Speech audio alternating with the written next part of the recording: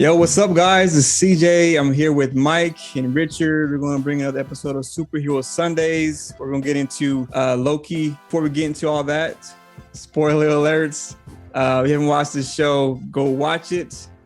Then come back. And when you come back and join us, make sure you like and subscribe because any and all support is greatly appreciated and helps us impact the community. So with all that being said, let's go ahead and dive into all this. Yeah, the Miss Minutes. Oh, Miss Minutes, yeah. Don't tell me you didn't see how weird that was. How she was a recording, but not really a recording. Like she was both. Yeah, she was like a sentient person. Like you can even hear that her feet make noises when she lands on things. Yeah, that was pretty weird. Well, it makes kind of sense when you think about it, because in the first episode, when Loki screamed, "Why am I here?" The first thing that she said, you might be thinking to yourself, why am I here? Right? Didn't she say that? Yeah, she did. Yeah. And then in this one, she's talking to him and she's actually interacting with him. Yeah. Not just having a conversation with him, but also doing the whole, when he was trying to swat her, she was reacting like a living or sentient person would. So, bro, you might be onto something. Go ahead, Richard. No, it's crazy because and then after that, like she goes right back into the computer screen. Yeah. Like yeah. Like she was a variant of the Ring. Right. It's coming out the computer screen. Right? Somebody's gonna die. You're right. Miss Minutes reminds me of kind of. You remember the first Resident Evil, the little girl AI? Yeah. That was the real perpetrator. Yeah, that was the real perpetrator the whole time. Richard, man, I don't know, bro. You were like, I don't know, man. What do you think? I don't know, man. Yeah. Mike has me in my blood. I don't think that deep, man. I'm just here to like, oh, where's the popcorn? Pass me the popcorn. Entertain me, Marvel. Entertain me. Yeah, man. But again, like Mike said, in the future episodes, there's going to be some more time travel. Like in this one, they went to Pompeii. In the first episode, you got to see that he was D.B. Cooper, certain things that happen in time, big events. So this whole show is just really based upon time and time travel. And so just for fun, I want to know some of your guys' favorite time travel movies. I would say probably one of the best of all time is going to be Back to the Future. We all know that was like one of the best time travel movies of all time. But what are some other time travel movies that you guys kind of enjoyed? I'm gonna go with Richard first, man. What are some time travel movies you can think of that you really liked? One that really kind of near and dear to my heart that I grew up on, being in elementary school watching this movie and imitating them. It's Bill and Ted's Excellent Adventure. Oh man, I thought it was the funniest movie, and to this day I still think it's hilarious. Just two goofy dudes. They're from San Dimas, California. Like that's home. That's like close to home for me. Keanu. And it's cool because I even as like an elementary schooler watching this, it actually like learned some of the things before I actually learned it in school.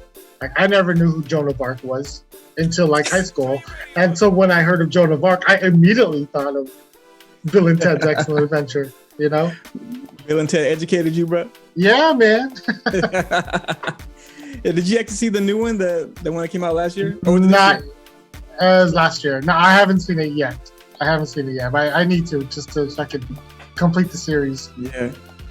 It's just weird seeing Keanu as like somebody doing a comedy, man. I don't know. It's just when I think of Keanu, it's like he's a Matrix guy.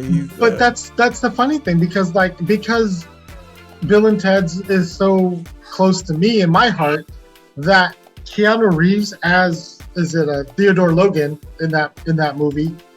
That's like I just hear him in any role that he plays, whether if it was in another movie, one of my favorite movies with Al Pacino, Devil's Advocate. I still hear that voice in him. When he played Speed, I still heard that voice in him. You know, Neo from The Matrix, and even in John Wick, there's still that. What would you do? Hey, dude. I don't know. Like it's still there.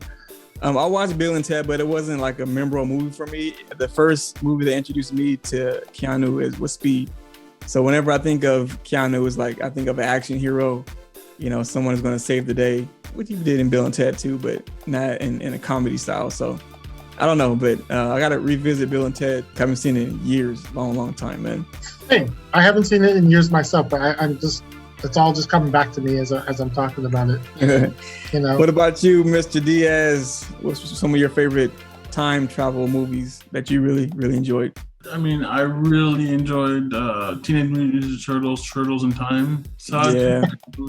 Then what's it? They go to feudal Japan. Yeah. It's just a great movie. I mean, you love Ninja Turtles for one, and then they do something like going back to time, which they have no business doing, and then they show up in, you know, feudal Japan, and of course they fit in because they're Ninjas. They're ninjas. Yeah. Silly, but it's one of those things when you grow up like a nerd like me and love Ninja Turtles, the cartoon, the video games, and then you watch the live action movies, and yeah, they're just good ones. Classics, man. But one of my favorite ones recently is actually an X-Men one. Days of Future Past is a great movie. It really is. It's they took the source material, they took the main elements of it, they tweaked some of the stuff, but that's okay. You know, it's not the same medium, so they did just enough of keeping the source material versus, you know, adding fluff and stuff like that they needed, and it was just well done. And not to mention, it was so good. Hugh Jackman looked better in this movie than he did when he first started as Wolverine. You're right. Yeah. Like, when you think about, like you were talking about earlier about perfect casting, and the first person you said you cut out was Hugh Jackman as Wolverine, and I'm like, what? To be fair, I took it back. I was like, wait, okay, yeah, he was a really great Wolverine. What? How like, think about all the movies he's done. He is Wolverine. He is from the very first one, even in Wolverine Origins, which is a completely crazy, terrible movie. This one, and then don't forget about the masterpiece that is Logan. The absolute masterpiece that is Logan. Yes. Old Man Logan. Oh. Great movies, man. But yeah, Days of Future Past, you know, they go back in time to try to stop the Sentinels to be made. It's almost similar to how Endgame was, going back in time to stop or to change time. It's like almost the same thing. Yeah. But yeah, Days of Future Past, great cast. You get to see both older versions of Magneto and Charles Xavier, as well as the young ones. Like, you get best of both worlds. Yes. You get to see so many new characters. You get to see Blink. You get introduced to Blink, and that's the first time you see her. Opening portals. You get to see Nightwolf, Native American X-Men. Yeah, that's right. Yeah. You get to see him. It's funny, that scene when the Sentinels, it was him versus three of them, and he yells out this big yell. It reminds me of the Native American in Predators when he stays behind to fight the Predator, and he cuts himself, and then all you hear is a scream when it cuts away. You know, it's sad. Okay, because I'm imagining the Predator scene, and his character's name is Billy. Yeah, and his machete was just super bad, and just that scene where he cuts it. And then it cuts away. You just hear him yell, "Ah!"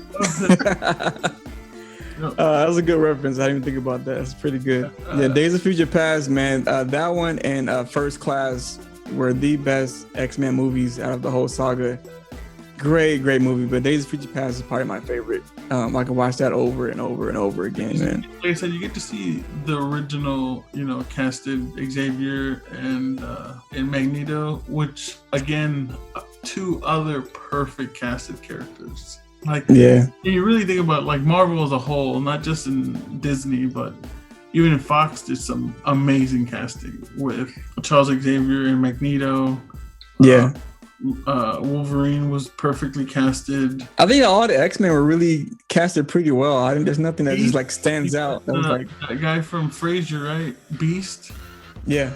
Perfect. Not the young one, but the older one. You know, who's in what's his name? Chelsea Grammer.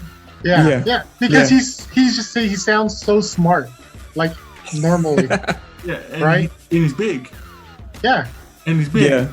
So it's perfect. It's great casting. It's great casting all around, and I guess my pick for my all-time favorite time travel movie, I gotta go with Terminator, man. Terminator 2, one of the top movies of all time. Yeah, Arnold Schwarzenegger, like, he was great, but man, T-1000, easily top 10 greatest supervillain of all time. Easily. Like, just so his powers and the way, you don't agree with me? Seriously, man, like his powers and how he could just morph into people and how ruthless he was. That dude was just super, super dope, man. Like, yeah, I gotta say top 10 villain of all time. But the movie, Terminator 2, top 10 movies of all time, I gotta say, with Terminator going back in the past to save John Connor, classic movie. That action scene where he drives that diesel around town recklessly, like I can watch that over and over and over again and still be hyped. So, yeah, I'm gonna go with Terminator 2 for my pick, man. It's a great movie, dude. I have so many memories from that. It's just childhood, man. It's just. What you got, Rich? I remember I wrote this on Facebook several years ago. But every time I'm on the freeway and I see a rig that says liquid nitrogen, Terminator 2, automatic. Right away, right? Automatic. I'm like, oh man, I need to get away from this. Right? No, it's just, it's so classic. Great movie. Who did it? Director? What's his name? Steven Spielberg. James Cameron. James Cameron. Yeah, man. Great job, James. Another classic under his belt. Well, yeah, he's always been really good with special effects. He's always been like ahead of the curve. Avatar, bro. One of the movies that changed cinema. Like, they changed 3D. They literally made technology just for that movie. Yeah. Like, crazy. Yeah, exactly.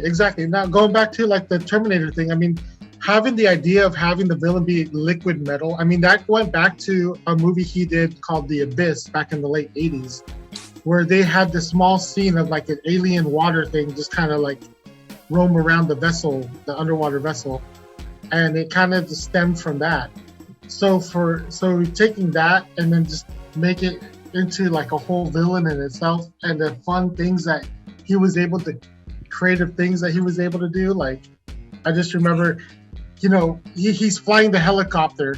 He has 3 arms. There's 1 arm on the lever of the helicopter and 2 arms reloading his machine gun. And I was like, and it was really quick. If you didn't notice it, then you don't know, because it was really quick. But I remember rewinding that, and I'm like, oh, dude, the dude has 3 arms. That's super dope. Yeah, man. It's one of those movies where, like, literally from beginning to end, it was just nonstop action, nonstop story, nonstop just climax, man. It was so good. And the father of Cyborg, he's actually in that movie. The black guy, Joe Morton.